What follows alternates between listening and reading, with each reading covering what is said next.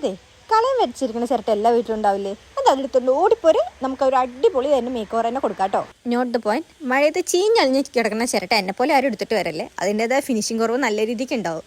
എനിക്കിത് actually craft ചെയ്യണമെന്ന് അത്ര ആഗ്രഹം കൊണ്ടാണ് ഞാൻ എടുത്തിട്ട് വന്നത്. അല്ലെങ്കിൽ ഞാൻ നല്ല ചിരട്ട വരണവരെ വെയിറ്റ് ചെയ്യും. സാരിൽ നല്ല ചിരട്ട വന്നാൽ നമുക്ക് ഒരു അടിപൊളി ഒന്നുകൂടെ ചെയ്യാം. പിന്നെ ചിരട്ട എടുക്കുമ്പോൾ ഒരു വലിയ സൈസ് ചിരട്ടും 2 ചെറിയ സൈസ് ചിരട്ട കേട്ടോ നമുക്ക് വേണ്ടത്. ആ ചെറിയ സൈസ് ഒന്നിൽ നമുക്ക് ചെറിയ വാതിൽ ഉണ്ടാക്കാൻ പറ്റിയ പോലെ ഒരു സ്പേസ് എടുക്കുക. റായാണ് ഞാൻ ഉദ്ദേശിച്ചത്, പക്ഷേ ആക്സെപ്റ്റബിളോട് പറ്റാത്തതുകൊണ്ട് ഞാൻ സ്ക്വയർ എടുത്തു. എന്നിട്ട് അതിൻ്റെ മുകളിൽ നമുക്ക് മറ്റേ ചിരട്ട ചെറുത് തന്നെ ഒട്ടിച്ചു കൊടുക്കാം. അപ്പോൾ നമുക്കൊരു ചെറിയൊരു ഹട്ടിൻ്റെ ഒക്കെ രൂപമായിട്ട് തോന്നും. നിങ്ങൾക്ക് തോന്നുന്നില്ലേ?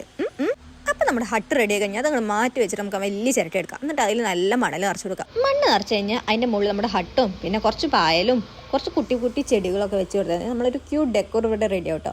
പിന്നെ ഇടയ്ക്കിടയ്ക്ക് നനച്ചു കൊടുത്താൽ ഇത് അടിപൊളിയായിട്ട് കുറച്ച് കാലം ഇരിക്കും ചെയ്യും. നമ്മുടെ കൈ കൊണ്ട് നിങ്ങളുടെ ഡെക്കോറൊക്കെ ഉണ്ടാക്കി വെച്ചാൽ നല്ല ഭംഗിയായിരിക്കും കാണാൻ.